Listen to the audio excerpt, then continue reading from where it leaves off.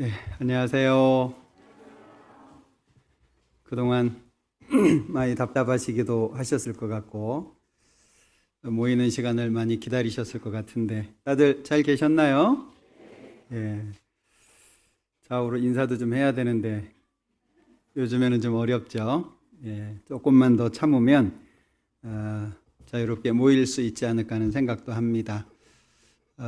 다들 어려운 시기를 지나고 계시겠지만 특별히 심하게 이렇게 많이 어려운 분이 교회에 없는 것 같아서 감사가 되기도 하고 또 나름대로 어렵지만 잘 견디고 계신 것 같아서 감사한 마음이 듭니다.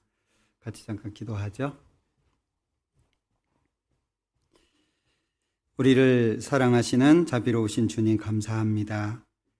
세상의 많은 사람들 가운데 먼저 불러서 구원해 주시고 또 천국의 소망 가운데 오늘을 살며 그리스도인으로 복음을 전하고 또 하나님의 영광을 위해서 살아갈 수 있도록 인도해 주시는 것 감사합니다. 비록 코로나라고 하는 어려운 시간들을 보내고 있지만 하나님께서 함께해 주시고 지켜주심에 또한 감사합니다. 우리 서울 강서교회 모든 형제 자매님들 한 사람 한 사람 일일이 보살펴 주시고 그 모든 형편 가운데 함께 하셔서 지켜주시기를 원합니다. 특별히 해외에서 수고하시는 많은 선교사님들과 가정들 그리고 형제 자매님들을 지켜주시기를 원합니다. 한국은 어느 정도 안정이 돼가고 있지만 외국에서는 아직도 힘든 시간들을 보내고 있습니다. 우리 교회가 있는 곳마다 지켜주시고 또 이뤄진 영혼들 구원을 받을 때까지 지켜주시고 도와주시기를 원합니다. 특별히 오늘 이 시간 우리와 함께 계셔서 말씀 가운데 위로받고 힘을 얻고 또 담대히 살아갈 수 있도록 은혜 베풀어 주시기를 원합니다. 가정에서 영상을 통해서 말씀을 듣는 모든 분들에게도 함께 해주시고 비록 떨어져 있지만 우리의 마음은 언제나 함께 한다는 것을 잊지 않도록 도와주시기를 원합니다. 모든 시간 함께 해주시기를 원하면서 언제나 우리를 사랑하시는 예수님의 이름으로 기도합니다. 아멘. 시편 16편을 보겠습니다.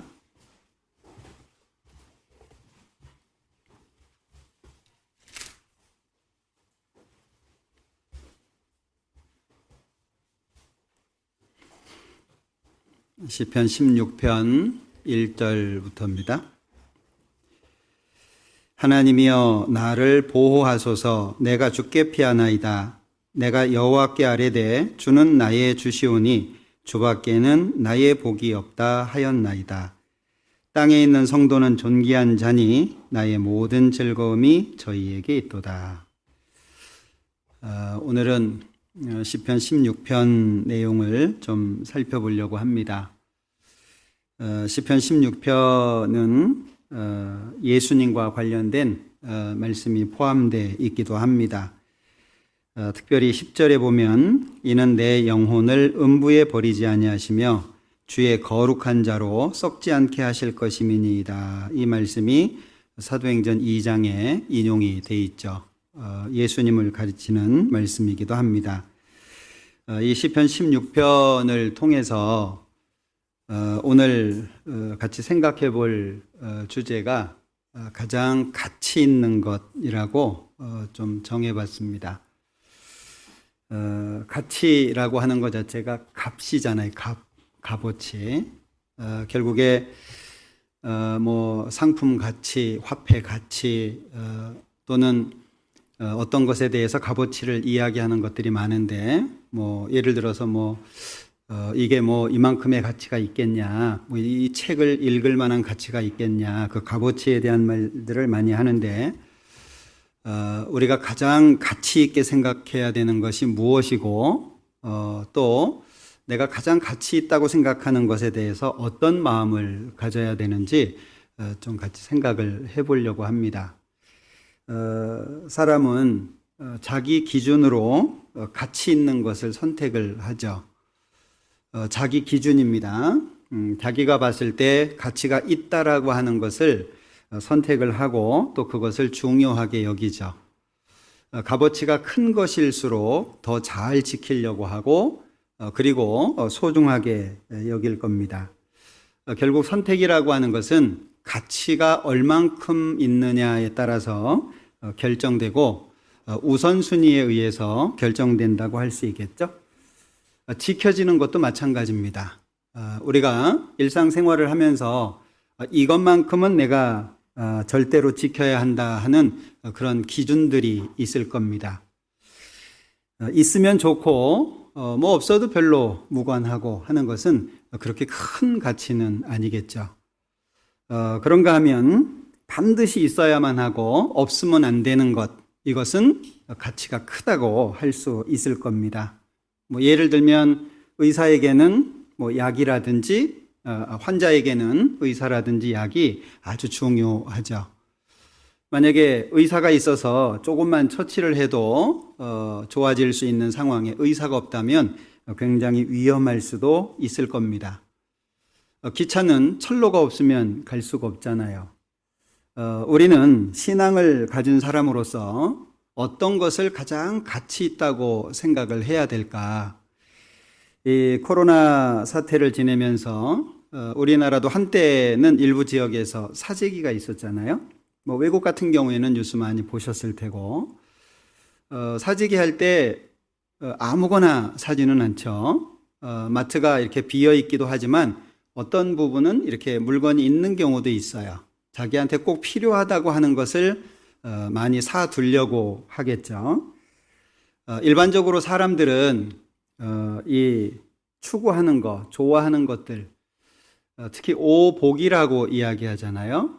그 중국의 서경 홍범편에 보면 5가지 그 복에 대해서 얘기를 하는데, 첫 번째가 이제 오래 사는 걸 얘기하죠. 그 다음에 이제 잘 사는 것, 부에 대해서 얘기하고, 그 다음에 강령, 몸이 건강하고 마음이 편안한 상태, 그것을 이제 추구합니다. 그런가 하면 유호덕이라고 해서 덕을 즐거워하고 덕을 쌓기를 좋아하는, 그리고 또 한 가지가 이제 고정명이라고 해서 수명대로 다 살고 편안하게 죽는 거, 그것을 사람들이 뭐 이런 얘기들을 그냥 막 하지는 않을 거 아니에요. 그래도 나름대로 고민을 하고 생각하는 가운데 이것이 인생 가운데 복이라고 할 수 있겠다 하는 걸 5가지를 내놨는데, 이것은 이제 주로 양반들 쪽의 생각입니다. 일반 평민들 같은 경우에는 조금 다르더라고요. 그 통속편에 나오는 내용을 보면 수는 같아요. 사람이 오래 살고 싶어 하는 것은 뭐 양반이나 뭐 평민이나 같은 것 같아요. 그 다음에 2번째가 이제 부, 이것도 같죠. 잘 사는 거. 그런데 또 한 가지가 있는데 귀더라고요, 귀. 왜냐하면 이제 신분이 좀 낮은 사람들은 신분이 상승되기를 원하는 마음이 있었던 것 같아요. 그 다음에 강령, 그 다음에 자손이 많은 거. 이렇게 해서 5가지로 얘기하고 있는데, 그런가 하면 이 신체 오복이 있죠. 몸 중에서 5가지, 좋아야 되는 5가지. 첫 번째가 뭐죠? 잘 씹어야 되니까요. 그 다음에 이제 눈, 잘 보는 거. 그 다음에 귀, 잘 듣는 거. 혹시 그 다음에가 뭐 같아요? 의외더라고요. 잘 소화시키는 거. 먹기만 잘 먹어서 소용이 없는 것 같아요. 잘 소화되는 거. 그 다음에가 뭘까요?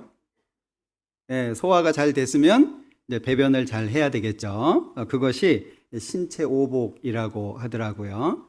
어쨌든 사람들이 복이라고 생각하는 것들이 이제 여러 가지가 있는데, 우리는 어떻게 생각을 해야 될까? 우리는 구원을 받은 사람들이고 영원한 것을 목적으로 살아가고 있고, 이 땅은 잠깐 있고 하나님 나라에서 영원히 있을 사람들인데 어떤 기준을 가지고 우리는 살아야 될까? 무엇보다도 중요한 것은 생명이라고 할 수 있습니다. 오래 사는 게 중요한 게 아니고 생명.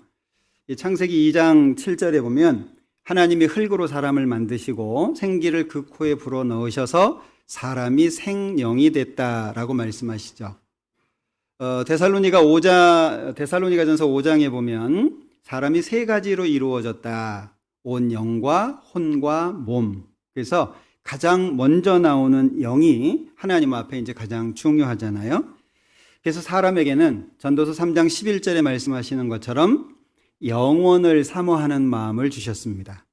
특별히 사람에게는 영원을 사모하는 마음이 있다는 거죠. 그래서 요나서 1장에 보면 요나가 하나님의 명령을 거부하고 이제 도망을 가잖아요. 배를 타고 가는데 전혀 이제 반대로 가는 거죠. 하나님이 이제 대풍을 일으키셨습니다. 그러니까 사람들이 하는 행동이 뭐냐면 자기 신을 부르고 배를 가볍게 하기 위해서 물건을 이제 바다로 집어 던지죠. 사람이 할 수 있는 일입니다.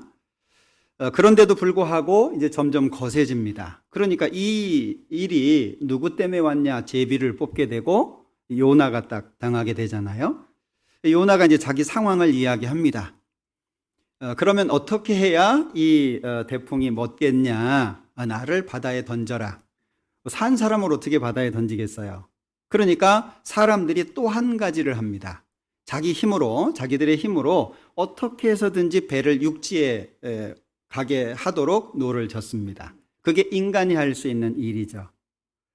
그럼에도 불구하고 어쩔 수 없는 상태에서 제일 마지막에 요나를 바다에 집어 던집니다.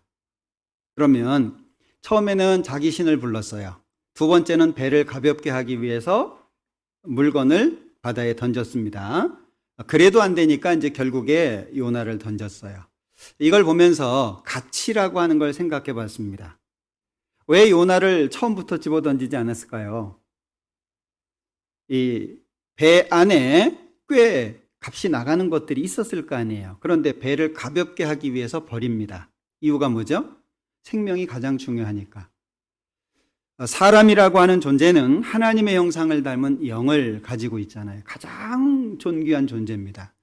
너무나도 귀하기 때문에 사람의 생명이라고 하는 것은 그냥 쉽게 저버릴 수가 없죠. 사람은 죽을까 봐 걱정을 많이 하는 것 같아요. 뭐 배불러도 죽을까 하고 좋아도 죽을까 하고 힘들어도 죽을까 하고 이 죽을까라고 하는 말이 계속 입에 붙어 있는 것 같습니다. 가장 가치 있는 것은 생명이고 그리고 결국에 영혼과 영원과 관련되어 있는 겁니다. 우리는 그걸 볼 수 있는 눈과 마음을 갖는 게 아주 중요할 것 같아요. 그런데 문명이 발달을 하면 할수록 가치 있는 것은 가치가 떨어지고 가치가 없는 것은 가치가 높아집니다. 문명이 발달할수록. 문명이 발달하지 않으면 신본주의 쪽으로 가지만 문명이 발달하면 인본주의 쪽으로 갑니다. 정반대죠. 지금 우리 시대 문명이 굉장히 발달한 시대에 살고 있잖아요. 전도하기 쉽지 않죠. 사람들에게 하나님을 전해주기가 쉽지 않습니다. 왜냐하면 값어치 있는 것을 제대로 볼 수 있는 눈이 어두워졌기 때문에 그래요.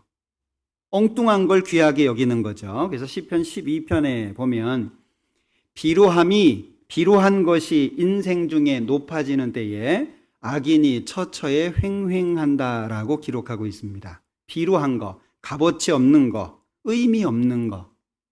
자, 인본주의, 사람이 우선시 되잖아요. 배금주의라고 하죠. 돈이면 최고인 거예요. 그리고 문명이 발달을 하니까 사람을 편하게 해주는 것들이 많습니다. 물질 만능주의라고도 할 수 있겠죠. 그 다음에 이제 쾌락주의입니다.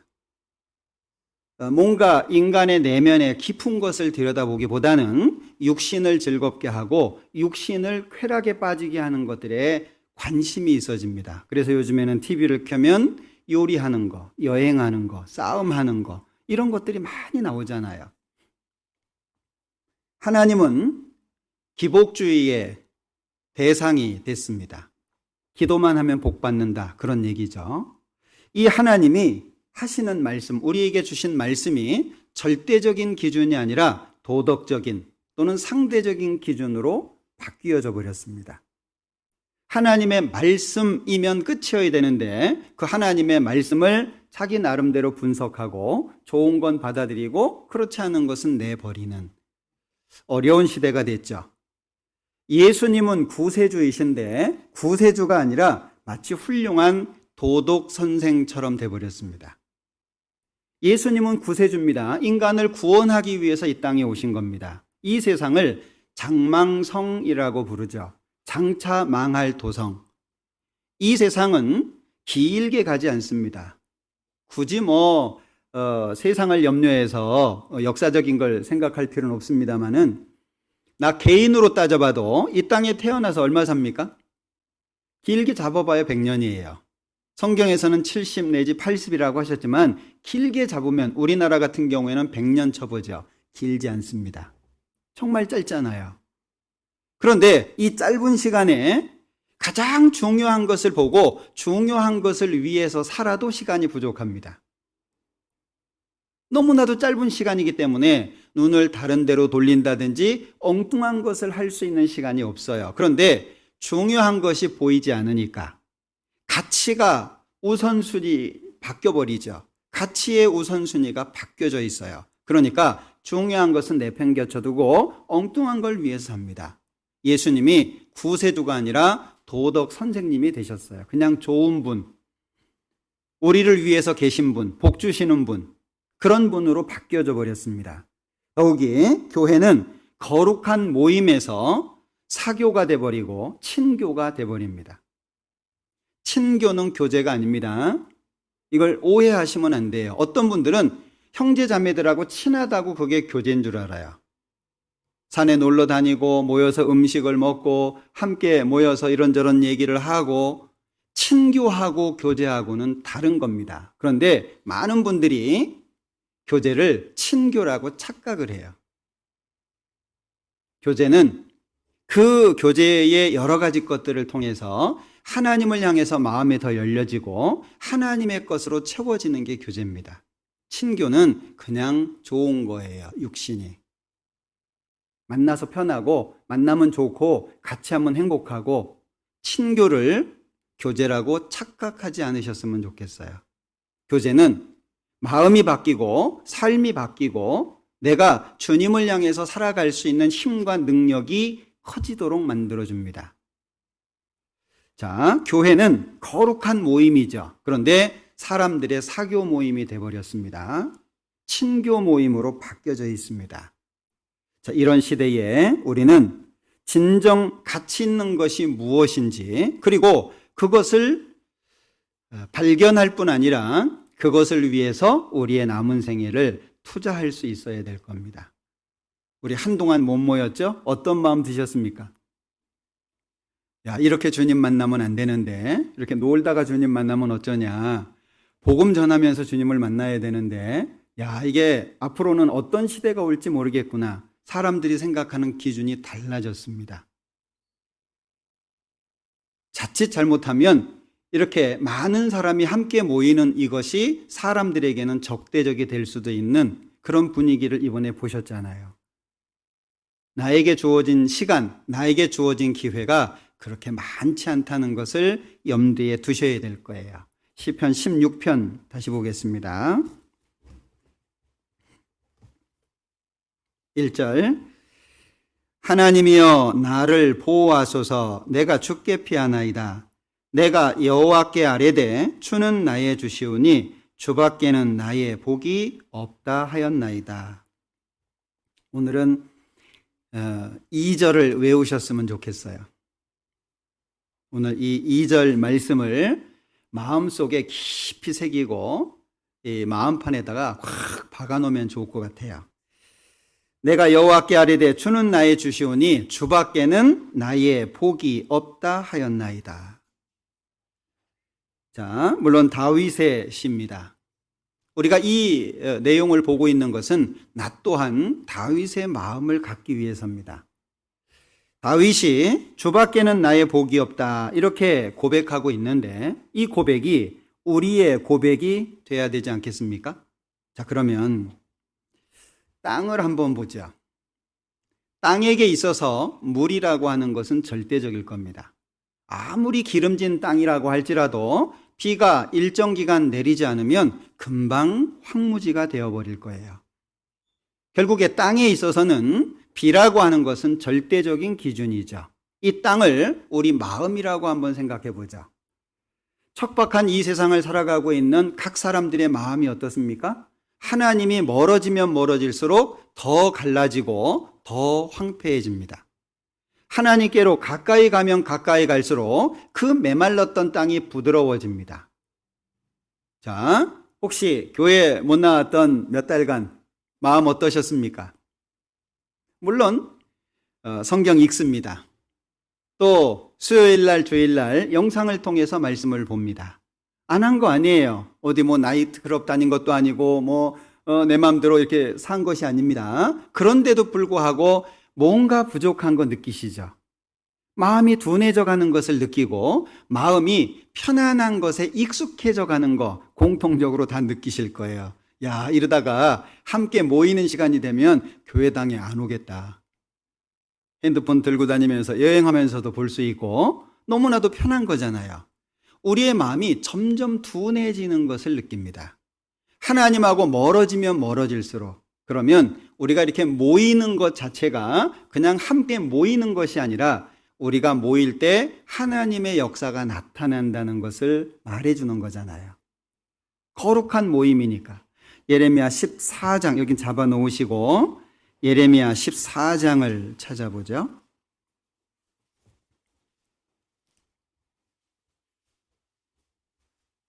1절입니다. 가뭄에 대하여 예레미야에게 임한 여호와의 말씀이라. 유다가 슬퍼하며 성문의 무리가 곤비하여 땅에 앉아 애통하니 예루살렘의 부르짖음이 위에 오르도다. 귀인들은 자기 사환들을 보내어 물을 기르라 하나 그들이 우물에 갔어도 물을 얻지 못하여 빈 그릇으로 돌아오니 부끄럽고 근심하여 그 머리를 가리우며 땅에 비가 없어 지면이 갈라지니 밭 가는 자가 부끄러워서 그 머리를 가리는도다. 들의 암사슴은 새끼를 낳아도 풀이 없으므로 내어버리며 들 나귀들은 자산 위에 서서 실랑같이 헐떡이며 풀이 없으므로 눈이 아득하여 하는도다. 자, 비가 안 오는 겁니다. 가뭄에 대해서 말씀하고 있습니다. 자, 가뭄이 되니까 귀인부터 시작해서 들 짐승까지 다 고통을 받습니다. 그냥 단순히 비가 내리고 안 내리고가 아니라 그것이 생명과 직접적으로 연결되는 모습이잖아요. 이스라엘 백성들이 거했던 이스라엘의 땅은 물을 저축하지 못하는 땅입니다. 전형적인 천수답이죠.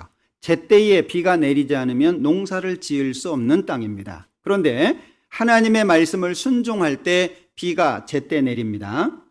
하나님의 말씀을 불순종할 때 비가 내리지 않습니다. 이스라엘의 땅을 통해서도 우리들에게 아주 중요한 교훈을 해주고 있잖아요. 시편 104장을 보죠.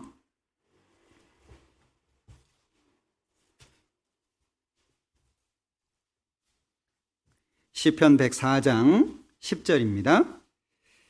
여호와께서 샘으로 골짜기에서 솟아나게 하시고 산 사이에 흐르게 하사 들의 각 짐승에게 마시우시니 들 나귀들도 해갈하며 공중의 새들이 그 가에서 깃들이며 나뭇가지 사이에서 소리를 바라는도다. 저가 그 누각에서 산에 물을 주시니 주의 행사의 결과가 땅에 풍족하도다. 저가 가축을 위한 풀과 사람의 소용을 위한 채소를 자라게 하시며 땅에서 식물이 나게 하시고 사람의 마음을 기쁘게 하는 포도주와 사람의 얼굴을 윤택케 하는 기름과 사람의 마음을 힘있게 하는 양식을 주셨도다. 쭉 보면 하나님께서 모든 것에게 생명이 유지될 수 있도록 해주신다라고 하는 걸 말씀하고 있습니다. 예레미야 14장하고는 정반대죠. 가뭄이 있으면 사람부터 짐승까지 고통을 받습니다. 하나님께서 제때에 물을 내려주시면 사람부터 동물들까지 짐승들까지 다 생명이 유지가 됩니다. 그러면 생명이 유지가 되고 또는 생명이 고통을 받는 중심에 누가 계십니까? 하나님이 계신 겁니다. 만물을 창조하실 뿐 아니라 만물을 유지하고 계시는, 지으셨을 뿐 아니라 지금까지 정상적으로 움직여질 수 있도록 돌보고 계시는 분이 계시다는 걸 기억해야 될 겁니다. 그분이 우리가 믿는 하나님입니다. 가장 중요한 것, 가장 가치가 있는 것, 그것은 가장 잘 지켜야 되고 무엇보다도 우선해서 지켜야 됩니다. 신명기 33장을 보죠.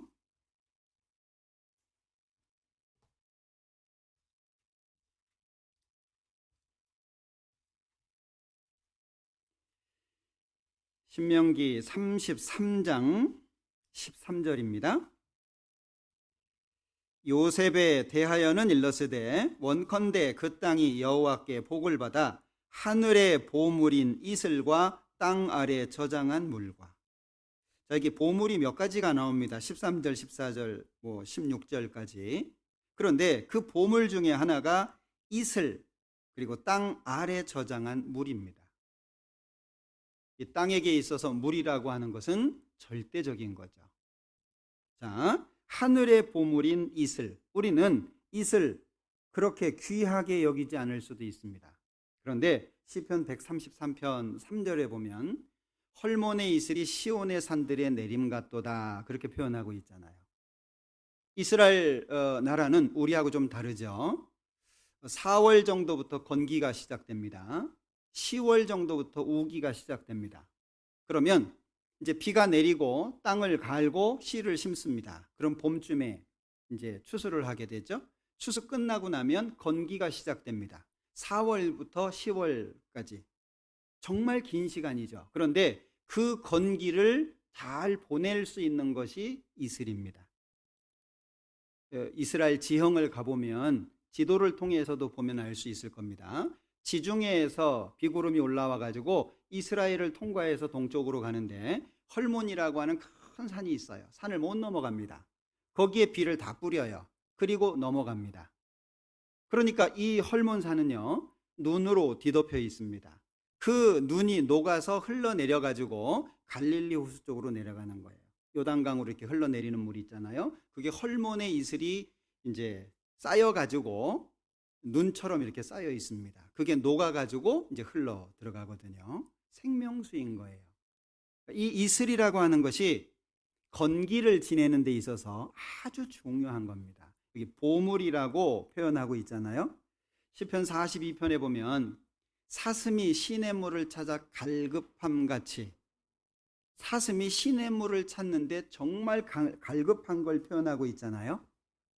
자, 사슴이 시냇물을 찾기 위해서 갈급한데 그 뒤에 뭐라고 얘기를 하고 있냐? 내 영혼이 주를 찾기에 갈급하니이다. 마치 사슴이 물을 찾는 것처럼 내 영혼은 주님을 찾는다는 거예요. 자, 내 영혼이 주를 찾기에 갈급하다. 이게 가치를 말하고 있죠. 자, 이제 목이 마릅니다. 사슴이 물을 먹어야 됩니다. 찾기가 어렵습니다. 물을 찾기 위해서 여기저기 다니는 그 모습하고 대조해서 나타난 것이 내 영혼이 주를 찾기에 그렇다, 그 얘기예요. 그게 가치입니다. 과연 나는 사슴이 시냇물을 찾는 것처럼 주님을 찾고 있냐? 아니면 주님이 나에게 있어서 어떤 액세서리 정도냐? 과연 나에게 있어서 주님이라고 하는 이 가치가 절대적이고 가장 크냐? 사슴이 시냇물을 찾는 것처럼 내가 그렇게 주님을 찾고 있느냐라고 하는 건 우리가 고민해 봐야 될 문제라고 생각을 합니다. 점점 수월해지고 편해지는 시대죠. 예전에는 걷는 게 익숙했습니다. 저 어렸을 때만 해도 초등학교 다닐 때 보통 10리 이상씩 걸어 다녔어요. 10리면 몇 킬로죠? 예, 잘하시네요. 4km. 예. 저만 걸어 다닌 게 아니고 대부분 그렇게 걸어 다녔습니다. 더 멀리서 오는 사람들도 있었어요. 지금은 어떻죠? 가까운 코앞도 태워다 줍니다. 바뀌었어요. 그러면 몸만 편해졌을까요? 몸이 편해지면 마음도 편안해집니다. 우리는 신앙 안에서 편한 걸 찾으면 안 돼요. 신앙 안에서는 편해지는 것이 아니라 점점 힘들어지고 어려워지는 것이 더 좋습니다. 그게 내 마음 또한 강해지기 때문에 그래요. 가다가 힘드니까 앉아서 쉽니다. 쉬는 김에 눕습니다. 눕는 김에 한잠 자죠. 그게 사람 마음이에요. 누구나 다 똑같습니다. 그러면 우리의 마음은 어떻게 해야 될까요? 우리의 마음은 반대로 생각하면 되겠죠. 사슴이 시냇물을 찾기에 갈급한 것처럼 나도 주님을 찾기에 갈급하다면, 내 영혼이 주님을 그렇게 갈망하다면 생명의 원천이신 주님과 나와 정말 긴밀하게 연결이 되겠죠. 그렇다면 우리는 이 땅에서 어떤 상황 속에서도 하나님을 떠나지 않을 것이며 하나님 안에서 불평하지 않을 거예요. 가만 마음을 좀 생각해 봅니다. 왜 이렇게 마음이 넓지 못할까? 마음이 왜 이렇게 너그럽지 못할까? 왜 이렇게 자비하지 못할까? 저 스스로도 늘 고민하는 문제입니다. 왜 이렇게 마음이 넓지 못할까? 그냥 허허 하고 웃어 넘기면 되는데 왜 마음은 삐지고 불편해지고 원망이 되고 심지어는 미운 마음까지 생기고 왜 이렇게 마음이 넓지 못할까 생각해 보면 생명의 원천이신 주님과 직접적인 관계에 문제가 있다는 생각을 해봅니다. 성경을 늘 읽어도 교회 안에 늘 있어도 중요한 것은 몸이 아니잖아요. 눈으로 성경 읽으면 뭐합니까? 마음속에 쌓여지는 것이 없다면, 몸이 교회 안에 와 있으면 무슨 의미가 있겠습니까? 마음속에 하나님으로 인해서 채워지는 것이 없다면. 다윗이 하나님은 나의 반석이시라고 고백하고 있잖아요. 시편 18편에서도 또 사무엘하 22장에서도 시편 18편하고 사무엘하 22장은 같은 내용입니다. 하나님이 나의 반석이다 그랬는데 마태복음 7장에서는 집을 지을 때 반석 위에 지은 집을 말씀하고 있죠. 비가 내리고 풍랑이 일고 바람이 불어도 집을 반석 위에 지은 연고로 풍랑도 문제가 안 되잖아요. 누가복음 6장에서는 같은 내용을 말씀하고 있습니다. 큰 물이 있고 탕류가 흘러도 잘 지은 연고로 이렇게 표현하셨어요. 그럼 잘 지었다는 게 뭘까요? 반석 위에 짓는 거잖아요. 그러면 나의 삶 자체가 나의 반석 되시는 주님 위에 세워진다면 어떤 것이라고 할지라도 우리를 무너뜨릴 수 없을 겁니다. 우리도 고백해야 되겠죠. 여호와는 하나님은 나의 반석이시다. 그런데 우리는 너무 얍삽한 마음을 갖고 있어요. 그죠? 간사하기도 하고 너무 이기적이고 이랬다 저랬다 하고 우리의 마음이 쉽게 변해요. 그 쉽게 변할 수 있는 마음을 어찌됐든 붙잡아야 되겠죠. 자, 사무엘하 22장에 다윗은 또 고백합니다. 주는 나의 등불이시다. 주님이 나의 등불이시다. 시편 119편에서는 주의 말씀은 내 발의 등이요 내 길의 빛이라고 말씀하고 있죠. 요한복음 12장에 보면 빛이 있을 동안에 다녀서 어두움에 붙잡히지 말아야 될 걸 말씀하시면서 예수님 자신이 빛이라고 말씀하십니다. 우리 또한 나에게 있어서 하나님은 나의 등불이라고 고백할 수 있어야 되겠죠. 가치라고 하는 것 자체가 소중하고 소중할수록 누가 말하기 이전에 자기 스스로가 귀중하게 여길 거예요. 물론 우리는 구원받은 사람들이기 때문에 결국에 최종적으로 하나님을 선택할 수 있습니다. 아무리 지금 신앙생활을 잘 못하시는 그런 형편에 있는 분들이라고 할지라도 하나님이 절대적인 기준은 바뀌지 않을 거예요. 문제는 그것이 자기 마음속에만 있는 것이 아니라 생활로 주변에 나와 가까이 있는 사람들에게 보여져야 될 것이며, 그것이 그냥 속에만 나 하나님 사랑해, 하나님이 제일 중요해, 그것이 아니라 정말 중요하다면 내 하나하나의 삶 속에 나타나야 될 거라는 거죠. 드러나야 될 거라는 거예요. 야고보서에 말씀하고 있는 것처럼 너희 믿음이 있냐? 나는 내 행위로 내 믿음을 나타낼 테니까 너희들 믿음 한번 보여봐라. 믿는다면 믿는 사람답게 사는 것은 당연하다라고 할 수 있을 겁니다. 또한 하나님은 나의 방패라고 고백을 합니다. 왜 하나님이 우리한테 이렇게 소중할까요? 한 가지 한 가지를 분석해 보면 여러 가지로 나눌 수 있지만 한마디로 딱 얘기할 수 있다면 하나님이 안 계시면 나 또한 없기 때문에 그렇습니다. 하나님이 안 계시다면 나는 없어요. 하나님이 계시기 때문에 내가 지금 이 자리에 있을 수 있는 겁니다. 그러니 하나님은 원천이죠. 하나님은 빛이시다. 빛 자체이십니다. 하나님은 사랑이시다. 사랑 자체입니다. 하나님이 계시기 때문에 내가 지금 이 자리에 있죠. 하나님이 계시기 때문에 하나님은 나에게 방패로서 함께 하십니다. 아브라함에게 하셨던 약속 기억하시죠? 창세기 15장 1절에 보면 아브라함에게 나는 너의 방패다. 또한 너의 지극히 큰 상급이다. 하나님께서 아브라함에게 내가 너의 방패다라고 말씀하고 있습니다. 교훈하자면 우리에게도 동일하지 않을까요? 자, 이 방패라고 하는 것을 신명기 33장 찾았으니까요. 29절에 보면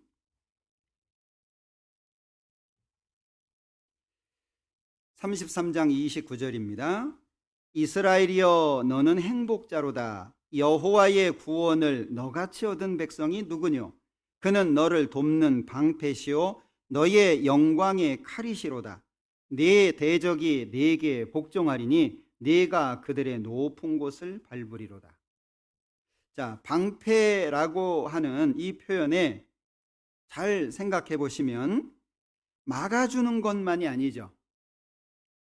방패라고 하는 것이 막는 역할을 위해서 만든 겁니다. 그런데 막는 것에서 끝나지 않고 그 뒤에 네가 그들의 높은 곳을 밟으리로다. 승리까지 약속하고 계십니다. 하나님이 나에게 방패라고 하는 것은 그냥 어려움을 막아주는 정도의 선에서 끝나는 게 아니라 결국을 승리할 수 있도록 해주신다는 거예요. 이러니 하나님이 나에게 가장 중요한 분이 아니겠습니까? 나에게 가장 가치를 둬야 되는 분은 하나님일 수밖에 없겠죠. 나의 생명이고 나의 전부입니다. 이걸 알고 우리의 삶 속에 가장 소중하게 모셔야 될 거예요. 하나님의 말씀은 내 생명의 양식입니다. 마치 음식을 먹어서 생명의 활동이 연장되는 것처럼 하나님의 말씀은 내 생명의 양식이죠. 32장을 보겠습니다. 신명기 32장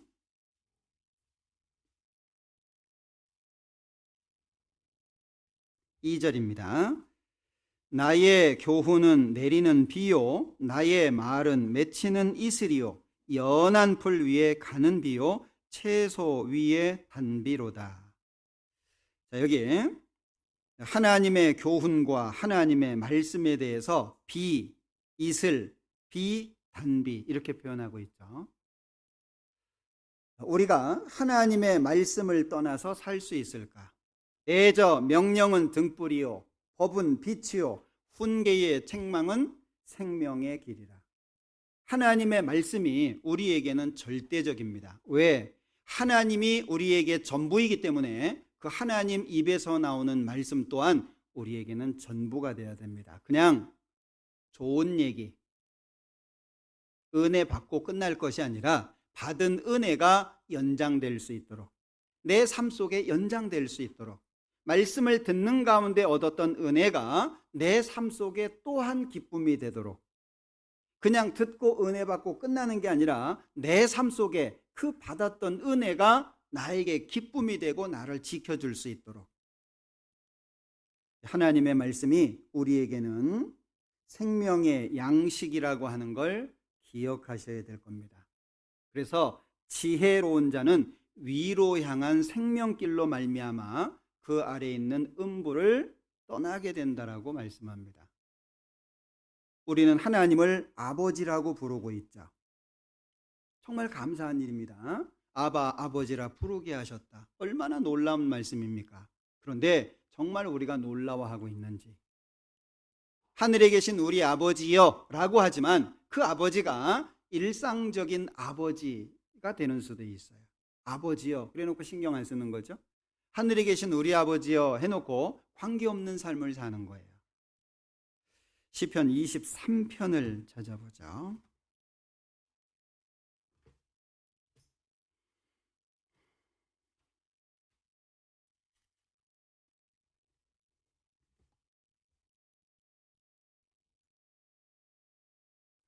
1절입니다. 여호와는 나의 목자시니 내가 부족함이 없으리로다. 잘 알고 있는 말씀이죠. 저희 집에는 거실에 이 시편 23편이 긴 나무에 이렇게 조각이 되어 있습니다. 아침에 제가 일어나서 제일 먼저 이렇게 암송하는 말씀이 시편 119편 56, 57절인데 내 소유는 이것이니 곧 주의 법도를 지킨 것이니이다. 여호와는 나의 분깃이시니 나는 주의 말씀을 지키리라 하였나이다. 이 말씀을 제가 자는 침대 그 한편에 이렇게 있어요. 집에 가보면 까만색으로 나무에다가 이렇게 손꼽하는 거 있죠. 그 말씀이 있습니다. 제일 먼저 그것을 이제 암송을 합니다.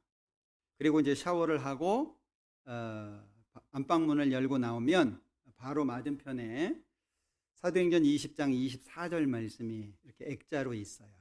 우리 전도인들에게는 전도인이 되면 그 액자를 하나씩 다 줍니다. 나의 달려갈 길과 주 예수께 받은 사명 곧 하나님의 은혜의 복음을 증거하는 일을 마치려 하면은 나의 생명을 조금도 귀하게 여기지 아니하노라 하는 그 말씀인데 액자가 있습니다. 그럼 나오면서 그걸 외웁니다. 그리고 이제 앉아서 집사람이 갈아주는 컵 하나에 뭔가를 먹어요. 겁나게 좋은 거 뭔가를 하나 먹는데 그걸 먹으면서 시편 23편을 쭉 외웁니다. 그게 이제 제 아침의 일과예요. 이렇게 나오기 전에.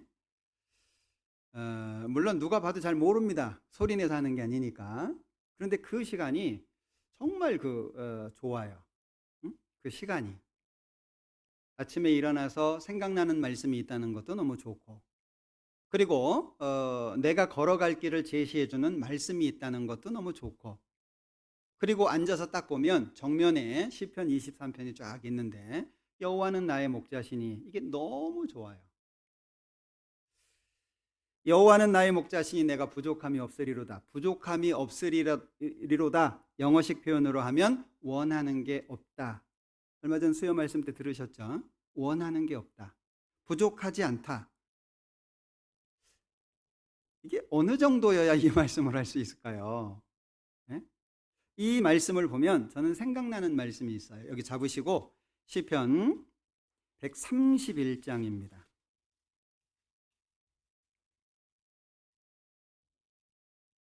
시편 131장 1절입니다. 여호와여 내 마음이 교만치 아니하고 내 눈이 높지 아니하오며 내가 큰 일과 미치지 못할 기이한 일을 힘쓰지 아니하나이다. 실로 내가 내 심령으로 고요하고 평온케 하기를 젖된 아이가 그 어미 품에 있음 같게 하였나니 내 중심이 젖된 아이와 같도다. 이 말씀이 생각이 나요.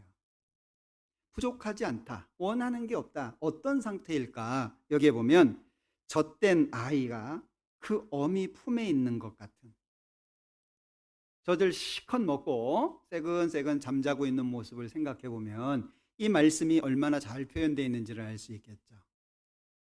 여호와는 나의 목자시니 내가 부족함이 없다. 그런데 이 시편 23편을 잘 보시면 첫 번째는 시냇가에 심은 나무가 나오죠.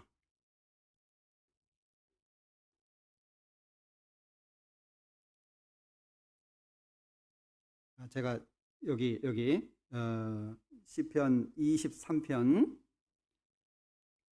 1편을 23편이라고 했네요. 자, 여기 보면 대조가 되어 있는 것들이 있는데 3절에 보면 내 영혼을 소생시키시고 자기 이름을 위하여 의의 길로 인도하신다 그랬고, 4절에 보면 내가 사망의 음침한 골짜기로 다닐지라도 해를 두려워하지 않을 것은 주께서 나와 함께 하심이라.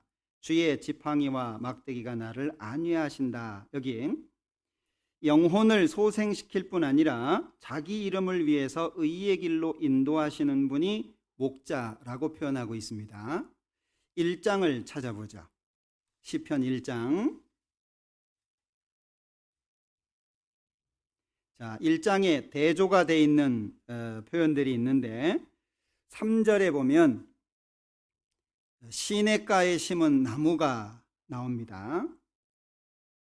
그리고 뒤에 보면 4절 끝에 보면 바람에 나는 겨와 같다 그랬죠. 이 복 있는 사람과 악인의 모습을 이렇게 대조하고 있습니다. 복 있는 사람은 3절에 시냇가에 심은 나무인데 4절에 악인은 바람에 나는 겨와 같다라고 하는 거죠. 자, 그런가 하면 복 있는 사람은 시절을 쫓아 과실을 맺는다라고 표현하고 있습니다. 시절을 쫓아 과실을 맺으며 그 잎사귀가 마르지 않는다라고 표현하고 있는데 악인의 모습은 5절에 보면 그러므로 악인이 심판을 견디지 못하며 의인에게는 열매라고 하는 것이 있는데 악인에게는 심판이 있다라고 말씀을 합니다.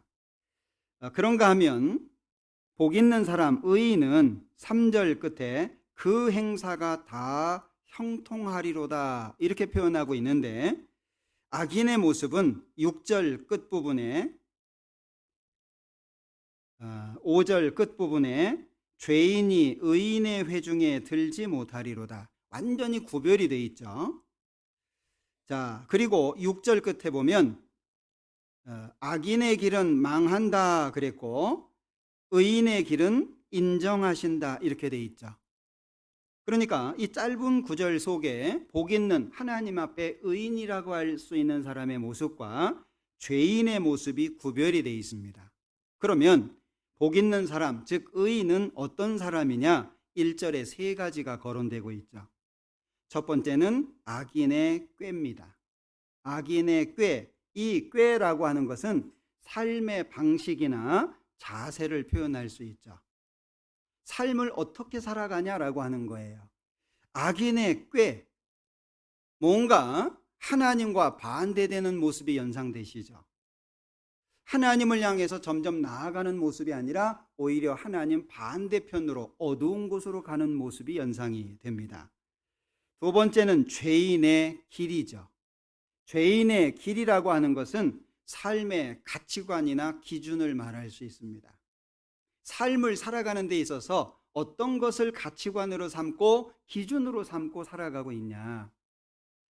그리고 세 번째로 거론되는 것이 오만한 자의 자리입니다. 이 자리라고 하는 것은 이게 터가 마련된 거잖아요. 삶의 뿌리와 기초를 말할 수 있어요.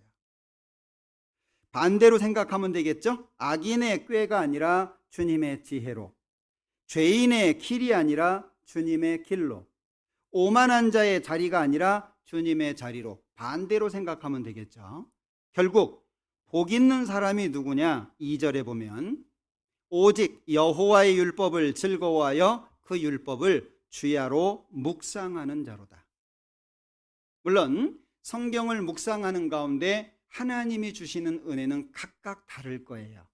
형편과 여건이 다 다르니까. 그러나 중요한 것은 하나님 앞에 이 묵상을 통한 은혜가 주어진다면 정상적이고 바른 것이라면 부드러워질 것이며 넓어질 것이며 그리고 하나님을 향해서 순종적으로 바뀌어질 거예요. 왜? 하나님의 은혜는 하나님의 사람을 만들거든요. 하나님의 은혜는 부드럽게 만듭니다. 마치 비가 내려서 땅이 부드러워지는 것처럼 정말 하나님의 은혜가 내 마음속에 머무른다면 우리는 부드러워지게 될 거예요. 딱딱해지지 않습니다. 고집스러워지지 않습니다. 자기 중심적으로 바뀌어지지 않습니다. 순종적으로 바뀌어지겠죠. 결국에 이 시편 23편에서 여호와는 나의 목자다. 결국 여호와가 나의 목자라면 전적으로 맡겨진 상태죠. 목자에 의해서 좌우되는, 목자에 의해서 관리되는, 목자에 의해서 모든 것이 이루어지는 그때 원하는 게 없다. 왜? 나보다 지혜로우신 분이 하나님입니다.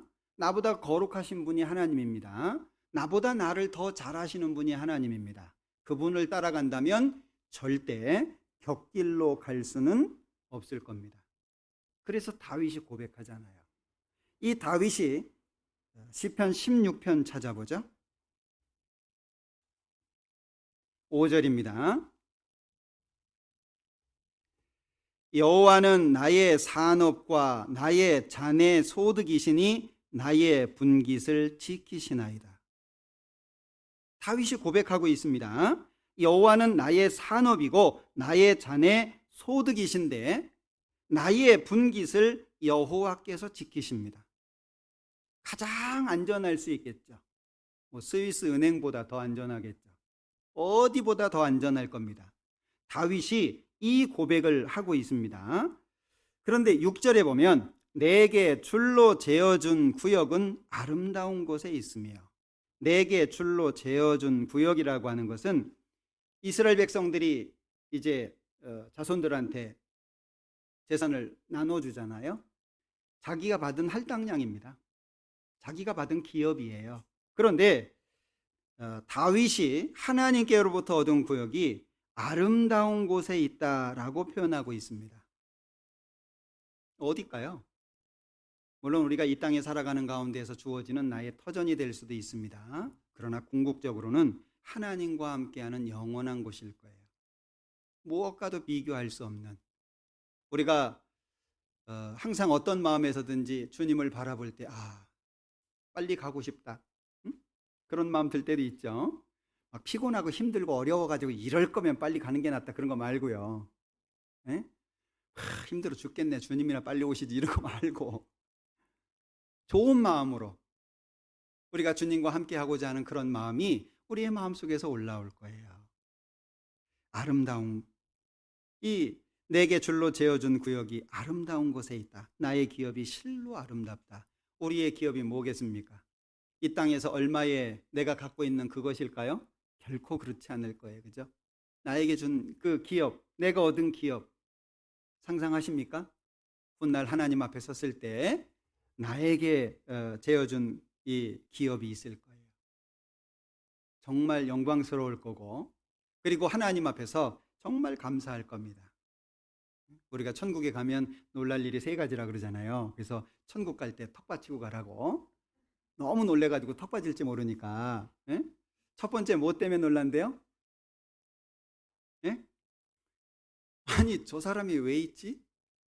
그래서 놀랄 거래요. 자기 생각에는 이 사람은 천국에 못 올 사람 같았는데 와 있는 거예요. 두 번째는 그 사람 왜 안 왔을까?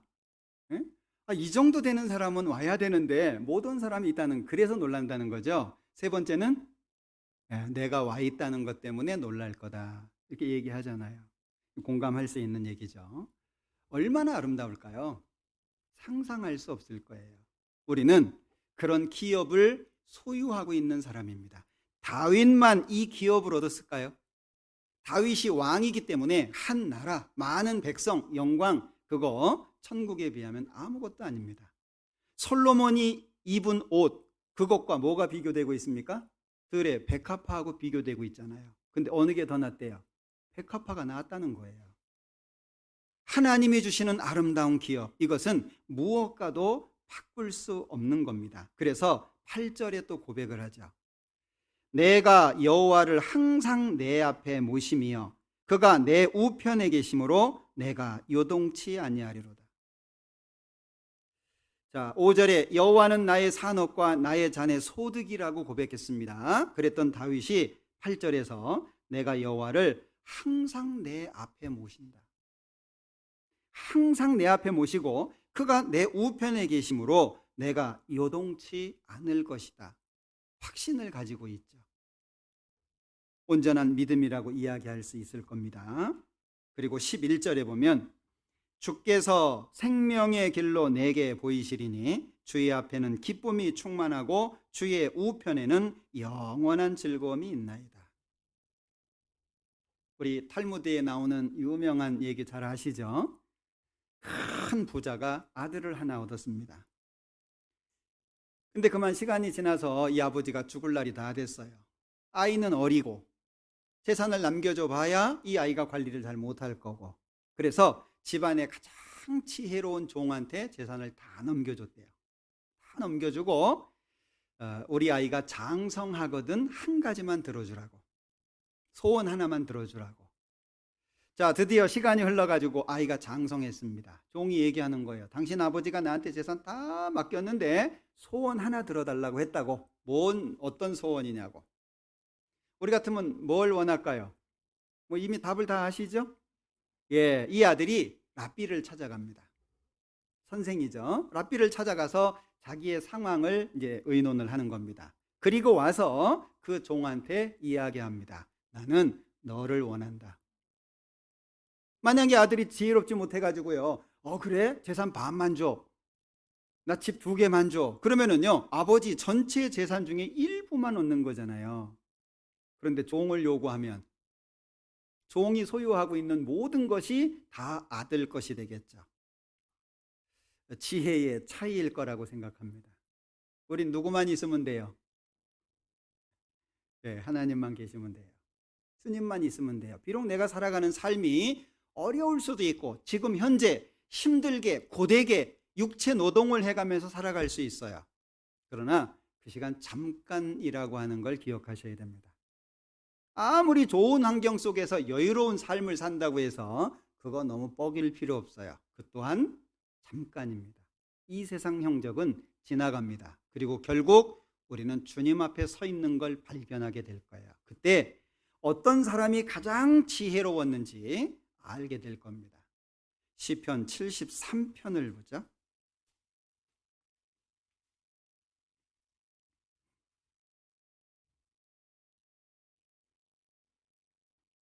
28절입니다.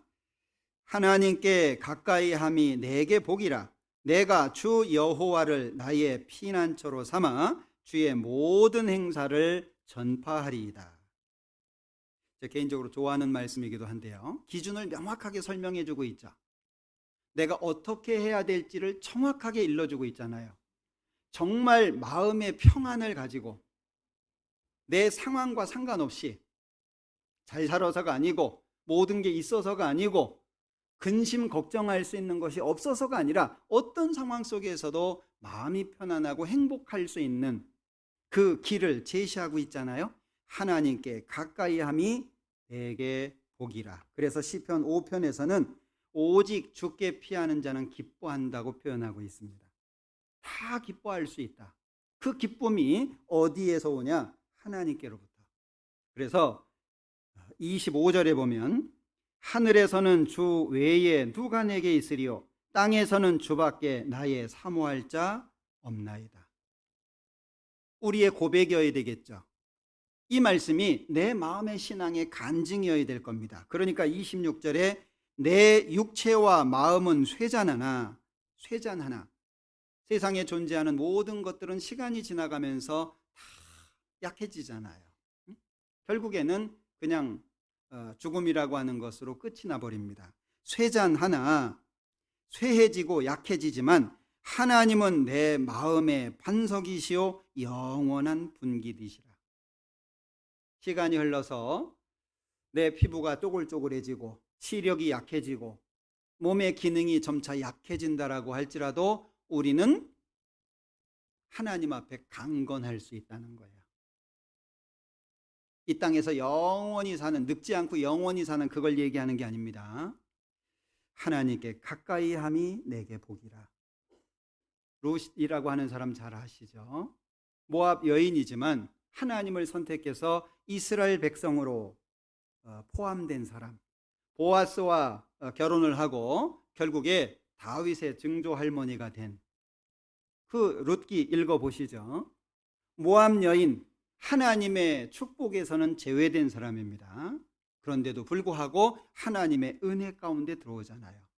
마태복음 1장에 보면 이 룻의 이야기가 담겨져 있지 않습니까? 다윗의 족보에 정확하게 들어가 있잖아요. 우리가 신앙생활을 하는 가운데에서 어떤 형편을 보거나 상황을 본다면 하나님하고 멀어질 수밖에 없을 거예요. 룻기 한번 찾아볼게요. 룻기 2장 12절입니다. 보아스가 룻을 칭찬하는 내용 중에 있는 말씀인데요. 12절에 여호와께서 내 행한 일을 보응하시기를 원하며 이스라엘의 하나님 여호와께서 그 날개 아래 보호를 받으러 온 네게 온전한 상 주시기를 원하노라. 자, 롯은 왜 이스라엘 땅으로 온 겁니까? 여기 잘 설명되어 있죠? 여호와께서 그 날개 아래 보호를 받으러 온 네게. 롯은 시어머니 나오미를 따라온 게 아니고 하나님을 선택해서 온 거잖아요. 하나님의 날개 그늘 아래 보호받기 위해서 온 거죠. 그러니까 3장 10절에 보면 가로되 내 딸아 여호와께서 네게 복 주시기를 원하노라. 네가 빈부를 물론하고 연소한 자를 좇지 아니하였으니 너의 베푼 인애가 처음보다 나중이 더하도다. 이 보아스는 나이가 많은 사람입니다. 롯은 나이가 젊은 사람입니다. 젊은 사람이 나이 든 사람을 선택한다는 게 이게 어려운 일이잖아요. 그런데도 불구하고 이 보아스를 남편으로 맞이하게 되는데 그걸 칭찬한 얘기입니다. 빈부를 물론하고 연소한 자를 따라가지 않았다. 이 젊은 사람들 같은 경우에는 젊은 사람이 좋을 거잖아요. 이게 신앙적인 모습입니다. 왜 이럴 수 있냐? 2장 12절이 그걸 설명해 주는 거예요. 하나님의 날개 아래 보호받으러 왔으니까. 하나님의 날개 아래 보호받으러 왔기 때문에 하나님의 뜻대로 사는 것은 자연스러운 겁니다. 그걸 보아스가 칭찬하고 있는 거예요. 라합도 마찬가지죠. 목숨을 걸고 그 정탐꾼을 숨겨줄 수 있는 그 마음은 이건 보통이 아닌 겁니다. 내 소유는 이것이니 곧 주의 법도를 지킨 것이니이다. 여호와는 나의 분깃이시니 나는 주의 말씀을 지키리라 하였나이다. 내 소유가 뭘까? 나의 분깃이 뭘까? 나에게 있어서 가장 소중한 것, 가장 가치 있는 것이 뭘까? 현재의 상황 때문에 넘어지거나 흔들려져서는 안 될 겁니다. 어쩌면 우리가 복음을 전하는데 더 어려울 수도 있어요. 그런데 기억하십니까? 코로나19로 인해서 어려웠던, 만나지도 못하고 이 제어가 되고 있는, 통제가 되고 있는 상황 속에서도 구원받은 분들이 꽤 있습니다. 기억하시죠? 제가 어디에서 얘기 들었어요? 우리 광주교회 같은데 어떤 분이요, 이 DVD 가지고 전도를 하는데 코로나 때가 전도 더 잘 된다고. 실제 그런 분이 있더라고요. 그냥 상황이 이러니까 라고 손놓은 사람도 있지만 오히려 이게 기회라고 생각을 해서 말씀을 전해줄 수 있는 그런 분들도 있었어요. 상황이 중요한 건 아니죠. 왜냐하면 로마 그 박해 시대에도 복음은 전해졌잖아요. 구소련의 그 공산주의 국가에서도 복음이 전해졌잖아요. 상황이 바뀌었다면 우리가 복음을 전하는 상황을 바꿔야 되겠죠. 많은 사람을 초대해서 전도할 수 있는 기회가 아니라면 찾아가서 개인을 만나서 전도한다든지 바꿀 수 있는 거잖아요. 주님 오시기 전까지 우리는 이것을 멈출 수 없다는 걸 기억하셔야 됩니다. 사도행전을 읽어보면 제자들이 박해 속에서도 복음을 전하는 내용을 보시잖아요. 사도행전 4장을 보죠.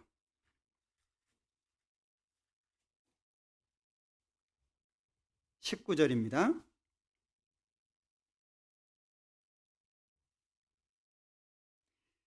베드로와 요한이 대답하여 가로되 하나님 앞에서 너희 말 듣는 것이 하나님 말씀 듣는 것보다 옳은가 판단하라. 우리는 보고 들은 것을 말하지 아니할 수 없다 하니. 정말 담대한 말이죠. 하나님 말씀을 듣는 것이 훨씬 낫다. 우리가 보고 들은 거 어떻게 말 안 할 수 있냐? 정말 담대한 모습입니다.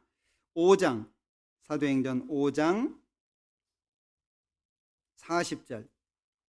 저희가 옳게 여겨 사도들을 불러들여 채찍질하며 예수의 이름으로 말하는 것을 금하고 놓으니 사도들은 그 이름을 위하여 능욕을 받는 일에 합당한 자로 여기심을 기뻐하면서 공회 앞을 떠나니라. 저희가 날마다 성전에 있든지 집에 있든지 예수는 그리스도라 가르치기와 전도하기를 쉬지 아니하니라. 왜 이럴 수 있을까요? 가치가 어디에 있느냐라고 하는 거예요. 가장 가치 있게 생각한 것이 주님이기 때문에 주님의 기준을 우선시하는 것은 당연할 수밖에 없는 겁니다. 우리의 삶도 마찬가지겠죠. 지금 현재 내 형편을 보면서 한탄할 거냐? 이 세상에 힘 안 든 사람은 아무도 없습니다. 재벌이라고 해서 갑부라고 해서 마냥 편안한 것은 아니잖아요. 오히려 많이 소유한 사람일수록 더 힘듭니다. 지켜야 될 게 더 많잖아요. 마치 내가 짊어지고 있는 짐이 가장 큰 것처럼 착각하실 필요는 없어요. 중요한 것은 내 형편이 어쨌든지 주님께서 허락하신 형편이잖아요. 만약에 몸이 건강하지 못하다, 주님께서 허락하신 거라고 생각하고 그 가운데 최선을 다하면 되잖아요. 경제적으로 부유하지 못하다, 하나님께서 허락하신 형편이라고 생각하고 그 상황에서 최선을 다해 주님을 섬기면 될 거 아니에요. 자칫 잘못하면 그 아까운 시간을 원망하고 불평하고 시간을 보낼 수 있어요. 그 시간이 하나님 앞에 섰을 때 부끄러울 겁니다. 그 시간이 하나님 앞에 섰을 때 자기 스스로가 얼굴이 붉어질 거예요. 기억하셔야 됩니다. 우린 주님 앞에 반드시 섭니다. 그 시간을 우리는 알 수 없지만 반드시 주님 앞에 섭니다. 그리고 나면 그리스도의 심판대를 겪게 되겠죠. 옳고 그른 것을 마치 오른편과 왼편으로 나누는 것처럼, 마태복음 25장 말씀이잖아요. 양과 염소를 나누는 것처럼 의인과 악인을 구분하시겠죠. 의인 중에서도 상급을 결정하시겠죠. 그리스도의 심판대가 반드시 있다라고 하는 걸 기억하셔야 됩니다. 7장을 보죠. 7장 54절입니다. 저희가 이 말을 듣고 마음에 찔려 저를 향하여 이를 갈거늘 스데반이 성령이 충만하여 하늘을 우러러 주목하여 하나님의 영광과 및 예수께서 하나님 우편에 서신 것을 보고 말하되, 자, 결국에 돌로 침을 받고 죽임을 당하게 되죠. 59절. 저희가 돌로 스데반을 치니 스데반이 부르짖어 가로되 주 예수여 내 영혼을 받으시옵소서 하고 무릎을 꿇고 크게 불러 가로되 주여 이 죄를 저들에게 돌리지 마옵소서. 이 말을 하고 자니라. 우리는 어떻습니까? 혹시 내 마음속에 원망과 불평이 있다면 이 말씀을 읽으면서 묵상해 보셔요. 스데반 집사는 죄가 있어서 죽는 게 아닙니다. 그럼에도 불구하고 자기가 잘못한 것이 없음에도 불구하고 돌로 쳐서 죽임을 당하고 있습니다. 그런데 주여 이 죄를 저들에게 돌리지 마옵소서. 왜 그랬을까요? 이 세상이 전부가 아니라는 거 알았을 거 아니에요. 하나님 앞에 영원한 세계가 있다는 거 알았을 거 아니에요. 이 세상은 잠깐이고 하나님 앞에서는 영원하다는 걸 알았겠죠. 우린 이 땅에 살고 있기 때문에 자꾸 세상적인 기준으로 돌아가려고 합니다. 가치를 결정하는 데 있어서 육신적인 것으로 결정하려고 자꾸 합니다. 우리는 신앙적으로 하나님 앞에서 생각하려고 자꾸 해야 돼요. 오래간만에 모였습니다. 그죠? 한 2달 넘어서 모였잖아요. 생각 같아서는 어때요? 막 시작하면서 끝날 때까지 눈이 말똥말똥하고 그냥 한마디도 안 놓치고 막 들려지는 말씀마다 다 은혜가 되고 그럴 것 같죠? 어때요? 눈꺼풀이 무겁죠? 앞이 희미해지죠? 더군다나 마스크 쓰고 있으니까 졸기 딱 좋은 환경이잖아요. 그죠? 앞에서 보면 웃는지 어쩐지 잘 몰라요. 마스크 쓰고 있어가지고. 더욱이 시커먼 색도 있어가지고. 예. 우리가 그래요. 그죠? 참 오래간만에 모여서 너무나도 좋은 모습인데도 불구하고 그 짧은 시간에 설교 말씀에 집중하기 쉽지 않은 거, 그게 우리의 모습이잖아요. 우리 어떻게 해야 될까요? 자꾸 매일매일 따져서 너는 누구냐? 가치를 어디에다 두고 살 거냐? 무엇을 위해서 살 거냐? 자꾸 나 자신을 채찍질해야 되지 않겠습니까? 이 사도행전 8장과 11장에 보면 흩어진 사람들이 전도하잖아요. 사도들만 전도한 것도 아니고 집사님들만 전도한 것도 아니고 여기에 보면 일반 그냥 평신도입니다. 8장을 보죠. 4절 그 흩어진 사람들이 두루 다니며 복음의 말씀을 전할세. 11장도 봅니다. 11장 19절 때에 스데반의 일로 일어난 환란을 인하여 흩어진 자들이 베니게와 구브로와 안디옥까지 이르러 도를 유대인에게만 전하는데, 여기 흩어진 자들이 한 사람 한 사람 구원받은 사람들이겠죠. 이들이 흩어져서 복음을 전합니다. 환란의 때죠. 사도행전에 보면 바울 사도가 3차례 전도하고 로마로 가는 장면이 기록되어 있습니다. 3차 전도 여행 가운데 교회들이 생겼습니다. 그 형제 자매들을 권한 말씀들이 있어요. 사도행전 11장을 보죠.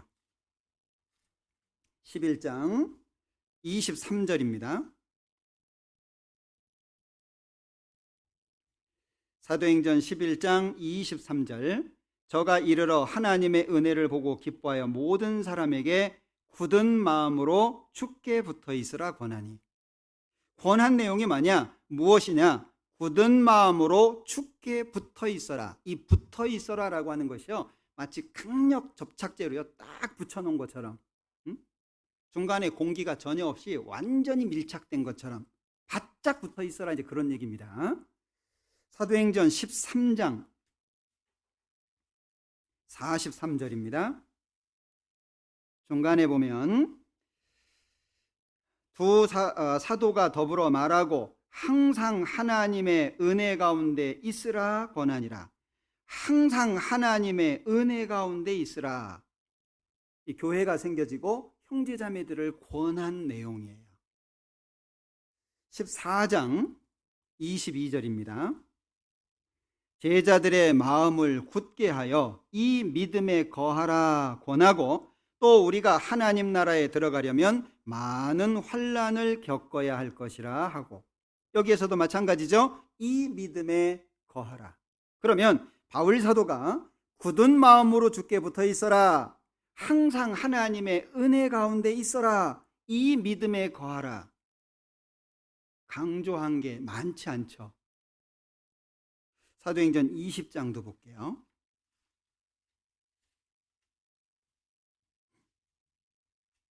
사도행전 20장 31절입니다. 그러므로 너희가 일깨어 내가 3년이나 밤낮 쉬지 않고 눈물로 각 사람을 훈계하던 것을 기억하라. 지금 내가 너희를 주와 및 그 은혜의 말씀께 부탁하노니 그 말씀이 너희를 능히 든든히 세우사 거룩해 하심을 입은 모든 자 가운데 기업이 있게 하시리라. 여기 너희를 주와 및 그 은혜의 말씀께 부탁한다. 가장 중요하게 여겨야 될 게 뭘까요? 우리에게 있어서 가장 가치 있는 게 과연 무엇일까요? 주와 및 그 은혜의 말씀. 우리에게는 우리의 주 되신 하나님 예수님이 가장 중요한 겁니다. 무엇과도 바꿀 수 없습니다. 우리가 이미 그것을 익히 알고 있습니다. 그러나 삶 속에 이것이 지켜지지 않는 경우들이 있는 거예요. 우리는 잠시 뒤에 주님 앞에 서게 될 겁니다. 우리는 바라는 것이 있죠. 우리가 소망하는 것들이 있습니다. 생각건대 현재의 고난은 장차 우리에게 나타날 영광과 좋게 비교할 수 없다. 비록 지금 우리가 어려움 속에 살고 있다라고 할지라도 이 작은 어려움과 나중에 주어질 영광은 절대 비교되지 않습니다. 이 어려움 때문에 마음이 힘들어지지 않았으면 좋겠어요. 지금 내가 겪고 있는 그 무게감, 지금 내가 가지고 있는 어떤 어려움 때문에 가장 가치 있는 것을 무시하지 않았으면 좋겠습니다. 스데반 집사는 죽어가면서도 주님을 인정한 거잖아요. 주님의 길을 걸어간 사람입니다. 믿음의 선진들이 동일하게 그렇게 걸어갔습니다. 우리 또한 그렇게 걸어갑니다. 로마서 8장 24절 25절에 보면 우리가 소망으로 구원을 얻었음에 보이는 소망이 소망이 아니니 보는 것을 누가 바라리요? 만일 우리가 보지 못하는 것을 바란다면 그 뒤에 하시는 말씀이 있어요. 참음으로 기다릴지니라. 우리에게 너희에게 인내가 필요하면 우리에게 인내가 필요하잖아요. 우리는 보이는 걸 소망으로 받은 사람들이 아닙니다. 겨우 기도했더니 좋은 일이 생기고, 기도했더니 뭐 돈이 좀 잘 풀리고, 기도했더니 뭐 원하는 대로 좀 형편이 펴고, 그건 하나님 앞에 복이라고 할 수 있는 것도 아닙니다. 시간 지나가면 없어질 거잖아요. 예수님께서 우리에게 말씀하셨습니다. 너희가 몸을 위해서, 목숨을 위해서 무엇을 먹을까, 무엇을 마실까 염려하지 마라. 몸을 위해서 무엇을 입을까 염려하지 마라. 이건 이방인들이 하는 거 아니냐. 너희 천부께서 이 모든 것이 너희에게 있어야 할 줄을 아시느니라. 하나님이 아신대요. 나에게 뭐가 필요한지 하나님이 아신대요. 그런데 육신적인 작은 마음 때문에 하나님의 큰 걸 버리는 거예요. 그게 지금 당장에는 눈에 안 보일 수 있어요. 얼마나 큰 걸 잃어버리고 있는지 모를 수 있습니다. 그러나 하나님 앞에 가면 다 드러나게 돼 있어요. 고린도후서 4장 마지막으로 찾아보죠. 고린도후서 4장 17절 18절 마지막, 그러니까 힘나시죠? 엔돌핀이 확 돌고 17절 18절입니다. 우리의 잠시 받는 환난에 경한 것이 지극히 크고 영원한 영광에 중한 것을 우리에게 이루게 함이니 우리의 돌아보는 것은 보이는 것이 아니요 보이지 않는 것이니 보이는 것은 잠깐이요 보이지 않는 것은 영원함이니라. 우리가 가는 길을 정확하게 표현해 주고 있죠. 자, 우리는 잠시 환난에 가벼운 것을 받을 수 있습니다. 그러나 하나님께서는 지극히 크고 영원한 영광에 중한 것으로 우리에게 갚아주실 거예요. 어떤 목사님이 돌멩이 가지고 오면, 어떤 돌멩이 가지고 오면 그 크기만큼 금으로 바꿔준다면 어떻게 하겠냐, 이런 얘기한 적이 있는데, 사실 우리가 하나님 앞에 가면 놀랄 거예요. 그만한 돌멩이만한 금이 아니고요, 비교할 수 없는 다이아몬드입니다. 내가 어떤 돌멩이든지 가지고 온다면 비교할 수 없는, 물론 영원한 천국에서만 그렇게 해주시는 것이 아닙니다. 이 땅에서도 하나님이 충분히 도와주셔요. 그리고 하나님이 나의 목자가 되신다면 우리 역시 내게 부족함이 없다라고 고백할 수 있을 거예요. 우리는 보이는 것을 돌아보는 것이 아니고 보이지 않는 것을 바라봅니다. 보이는 것은 잠깐이요 보이지 않는 것은 영원합니다. 이게 우리의 삶의 방향입니다.